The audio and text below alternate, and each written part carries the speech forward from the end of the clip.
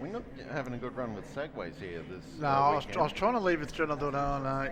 Talking about putting out fires, you don't want to be singing about that when racing cars are coming out on the circuit. No, not at all. No. No, definitely not at all. Well, mate, hey, what a great result yesterday. This muscular thing out front of Jeffrey Fane. Yeah. Famous is doing a great job, but I'm so happy for Barry. He is just driving. That thing is quick. Indeed. And he gives away about 32 litres in capacity to Jeff Fane out front. He's got 4 less pistons, and you know, like it's not third of the engine capacity. 30 engine capacity, you know, unbelievable. But the guy that's doing well too. It's finally good to see Steve Annett getting a decent run out of that car too. It's been let's not say it's been inconsistent, but that's probably the only way to say it is it has its moments. It's had an appetite for parts, shall we say? Yes, it's had an appetite that really has caused a bit of it, but he's finally on top of it now by the looks of things. He's been getting some regular finishes in season 2015, and as a result of that, we've seen him on the track more often. Great. I love the cars. It's a great looking car. I think it's sensational. But as again, we talk about it coming back through the field there too. We got the two Henning boys. Darren Hennig had a less than favourable race in yesterday afternoon where he rotated the car. In fact, not so much rotated the car as he forgot to turn right at the dipper, and he was carrying enough speed across there that he would have destroyed both his car and whoever he hit. But luckily, he missed everybody. Special thanks to guys from WellPro for bringing us the action here today, Mr. Jones. Indeed. And of course, it's good to have those guys on board, along with the guys from the Pothole people too, that have got behind us this weekend, as well as Lubramax and also the guys from Williams Race Services. Thank you very much, guys, for getting behind this category this weekend, but to WellPro. Good on you guys. All right.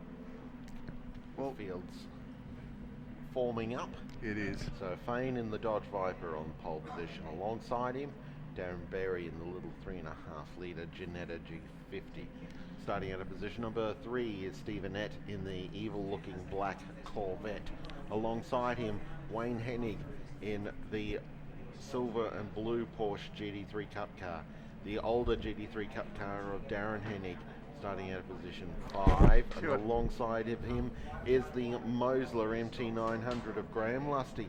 Michael Antonieff starts out of position number 7, and from there backwards it's all Mazda MX-5.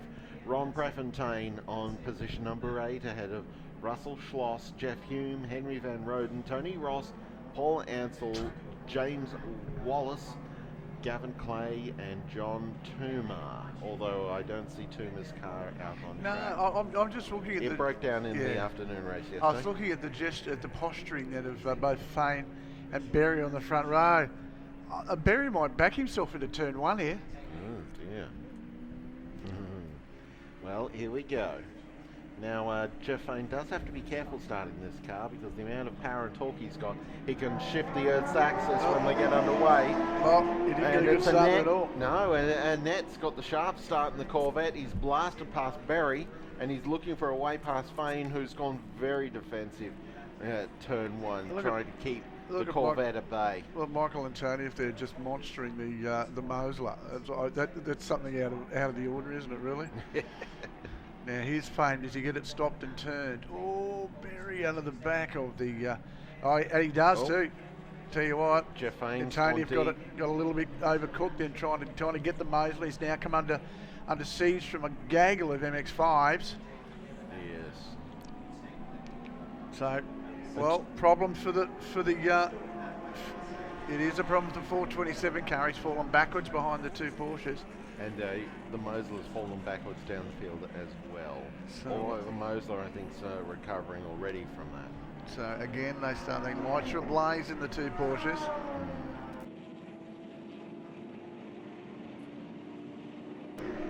Again, they start to push forward. It is really a testimony to this to these guys as they run around the shorter part of the circuit here. This is going to be very important for the guys to just get themselves into a rhythm, because at the moment, Jeff Fane, with probably one of the biggest car probably lengthwise in the field, apart from the Mosler, is out in front big capacity engine, but he's got them all covered so far at the moment. So Fane, a happy man, gets away from the field, then back to the Berry in the 3-litre Cyclone V6 car. And then of course go back to Hennig, first of those Hennings, which is Darren Hennig, then Wayne Hennig behind him. And here comes Annett in the big 427 car, which of course is a Corvette. Then we're back to the Mosler, and of course then back to Antonia for the first of the non-big capacity cars. He's doing a great job of keeping the rest of the field at bay. Spotters are telling us that the battle's back. We're getting a little bit strung out in the first couple of laps. They'll take a little while to come through, but there's our man at the moment, the GFR Industries car of Jeff Fane. Into the crossover. You can see in the background shot is the car of Berry, the little Janetta. He's really keeping, having a great run. 55.5 for Fane before on that lap, and a 55.9 for Berry. So this shorter application and probably shorter track probably isn't the forte of the big cars. And Berry should be right on the money and really competitive with these guys as they make their way through. Here comes Fane this time around. The lap time will drop. 55.6, and there it is. There's Berry with the 55.0. So I'll tell you what, Berry is closing the gap. I expect him to really start to punish this car. This, as I said, this track will not suit this big car in front of him. And this is their long race too. This is 15 laps for these guys. And Mr. Jones, I don't think we could ask for anything more of Berry than what he's given us so far in that car this weekend. He's pushing the little Janetta very, very hard. He's well clear of the Porsches and the recovering Corvette of Annett. Yeah, they got no answer. And they have got these two in the front are gone, and you couldn't get anything different as far as race cars are concerned running in the front of the pack. Further back down the field is really interesting. There's some great little battles further back, so the spotters have been telling us. And yeah, the pointy end of the and it's right down near the tail of where that's actually going on. The pointy end of the MX-5s is actually an interesting tussle with Russell Schloss right up on the tail of Ron Prefontaine's car, when the cameras are picking that up now as they race up the Hanger Straight. Ron Prefontaine, a lightweight turbo car. That car used to be raced by Kerry Finn and was one of the two cars he used to win the Production Sports Car Championship back in 2011. Yeah. Ron's abandoned his old Lotus Elise to step into that car last year. Well, Lennon's found a way here heading now, and it's going to keep that gap. Sorry, Jones, back up the field. He's actually done a great job because he's got himself ahead. Or the Porsche had a big dive, and Hennig again couldn't get the job done. That's the Bedrock sponsored car. That's Darren. Here we go. It's a challenge for the lead. Berry's going so they just told us we take the long shot here, and look at it. He's got him too, Berry. He dived down the inside of turn 6. My spotter's telling me, and he got him down in the braking area. So he had a great lap that time around, down into the low 54s, fastest lap of the race, and in fact that's the fastest. Now, I thought this was going to be. Oh, he's thrown it away under brakes. Yeah, Berry's gone way too deep under brakes there into the Dipper and handed the race lead back to Famous in the Viper. He's got 2 50-cent pieces on the left-hand side of that car too. Oops, that'll do. So he's got a lot of work to do now to get Fame, although I must admit he's about 2 seconds faster a lap now. Yeah. Fame's car, its weakest link would be its brakes and the fact that its tyres be starting to get a bit hurt, but the brakes would be the issue for it here because it's such short circuit work. The car would be just consuming stuff pretty quickly. Well, this is probably the weakest circuit of the 4 circuits that you can run here at Queensland Raceway for the Viper. Look at this battle here, the David and Goliath battle. Antonia in the little black, yellow and pink Westfield battling against the Mosler MT900. The Mosler has the big block Chevy race engine underneath the rear cowling of that car, and you can see just how rapidly Lusty gets away from Antonieff once they get onto the Dick Johnson straight.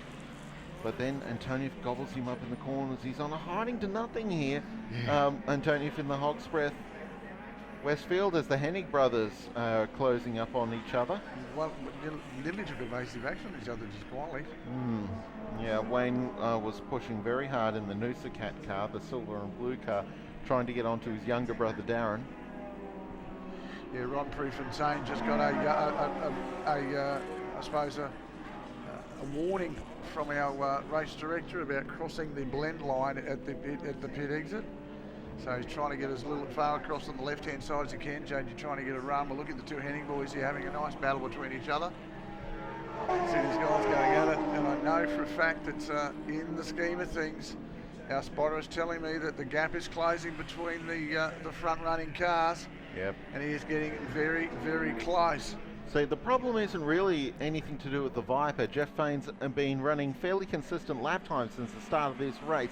However, it's Berry in the Ginetta who has found time since the race has begun and is eating up the gap. And there goes Berry again. Berry takes the race lead once more as we were tied up with the battle there of the Hennig brothers further back in the pack. Now we watch the two white cars of the race leaders are coming up on a gaggle of MX-5s. Paul Ansell is the first car they come across, and Berry tips in on the inside of Ansell, disposes of the racing dentist there in the number 55 machine. He'll be noticing the two pearly white cars in front of him and noticing that they're keeping their cars nice and clean and free of plaque as they come up past Henry Van Roden's black MX-5. Their next target is that's Tony Ross actually. Next is Henry Van Roden. Yeah, Van Roden will get out of the way. Not quite, not quickly enough for Darren Berry's liking, although Fane's been held up worse than Berry has. It's a difficult spot there. Really, there's only one line through turns 4 and 5. Yeah, there is, and there's not much room to pass at any stage. But I'll tell you what, we've now got just over half race distance, Jones. Yeah. And this is interesting. What can the Ginetta do? Can it skip away?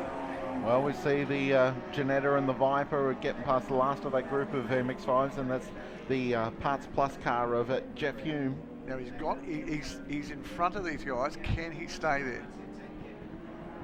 I would suggest so, because on this racetrack, Berry has been consistently around a second a lap faster than the Viper since the race began. So as long as he keeps it on the straight and narrow on this variation of the Queensland Raceway layout, the Ginetta has the Viper covered. He does. Look at the lap times now. He's just marginally fast. The next time round, it'll give us the story, James. It'll tell us.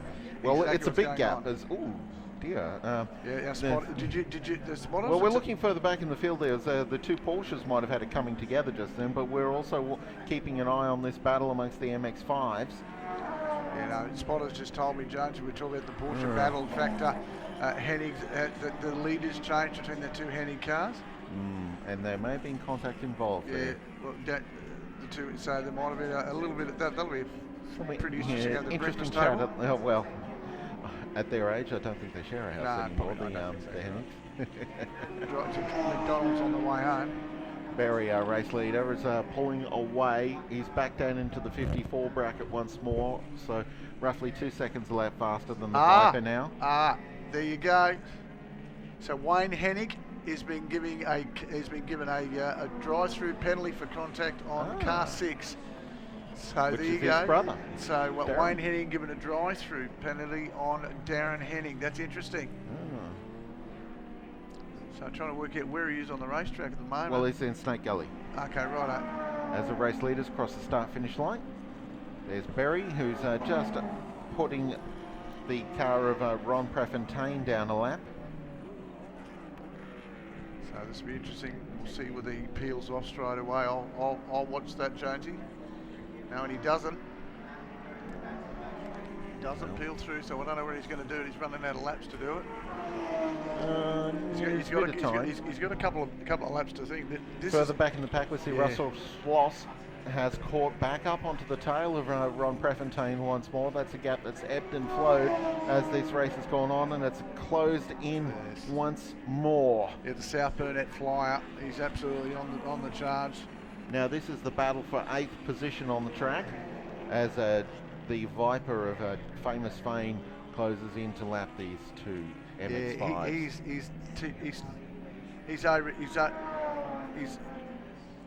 is over a second, I think so. And Henning's been told to come in this time for his drive-through penalty. He has been told to pit in. Yeah, do as teacher says. Yeah, as we're back with and guess what? Berry He doesn't do it. Interesting. This is going to be very interesting. Well, he's probably got one more lap before the book is loaded into a catapult. Well, he's not. Well, they can't say they can't hear it. And because there's no blaming that, then this is going to be interesting. I reckon that Doug's our clerk, of course, Doug, he's blood will be balling a tad at the moment. He'll be getting a little bit cranky. So we're running. What do we get laps left? We've got 3 laps left, James. 2.5. 2 and a bit. So race leader, there it is, the Janetta. God, that's a good. Now it's 2. Geez, I'm loving this car. I'm really starting to like it a whole lot more. To me, I went through some photos last night, and I don't know why I did. I went looking for it. God, that looks like a bowl of Nagara in the back. I was trying to work out yesterday what it looked like to me, and I was going, and I clicked, and I quickly went and found a photo of a bowl of Nagara. That's what it looks like to me in the back. Okay. Just the back silhouette with the tyres. Yes. Yeah, Gearbox Supercarts, make your way to the marshalling area, please. Gearbox Supercarts to the marshalling area, please. Well, with this time around, they'll get the last lap board. And that Janetta out front, that G50, I tell you what, it's shown some potential here today in the hands of Berry. Yeah, the G50s are going like a G6 at the moment. Yeah. They come underneath the last lap board. So yeah, superb race car, these Janettas. Yeah. There's a few of them floating around Queensland, partly because Williams Race Services has been bringing them into the country, and bringing them in here in Brisbane. So there's a number of Queensland drivers who've taken possession of either G40s or G50s. Oh, look at this battle. Henning's one of the spotters, James, he's just come back and said that Darren Henning has been caught behind they're not on the same lap. No, so he's just been caught behind trying to find a way past. So they were having their own little moment. He sort of basically had to hit the brakes and couldn't get past. So interesting little battles going around the back. This is our race leader though. And this is to the checkered flag now, Jones. He said, what a great drive. He had to bide his time and wait, but he'll take a checkered flag and Berry will take the win. Well done to him. Indeed, as Jeff Fain crosses the line in the second place in the Viper. We've got a bit of a wait before Stephen Eck comes around in third position, but in the meantime, we'll solve this battle for 8th position, and Ron Prefontaine beats Russell Schloss to the line for 8th. Wow. And there's Annette in the Corvette, that's third position. And here's Wayne Hennig, now we'll say provisionally in 4th position across the line with a penalty pending of some form. Yes. There's car 6. Here it is. Here coming now. Now-ish, yep. Yeah. So here's Darren Hennig. Where's Antonio? He's ahead of the Mosler. This will end shortly. Oh, that's terrible. So much work done by Michael Antonio then just to lose it by a simple gear change. Oh well. So Darren Berry has taken the win in the Janetta from Jeff Fain, Stephen Ed, Wayne Hennig, Darren Hennig, Graham Lusty, Michael Antonio, Ron Prefontaine, Russell Schloss, Jeff Hume, Henry Van Roden, Paul Ansell, Tony Ross, and James Wallace. That's the end of the field. Special thanks to guys from WellPro, the guys from Williams Race Services, the guys from Lubramax, and also a host of other people in that Williams category. Race Services? Yeah, did that, and there's one more. There's one more, and I'm going to come to that very shortly. We'll get our guys to throw the slide up for that category. The production sports cars out on track at the moment. Great to have them on board. We hope you folks have enjoyed the racing here so far. Those guys, we're going to take a break. Back on the outside of this, more action coming your way.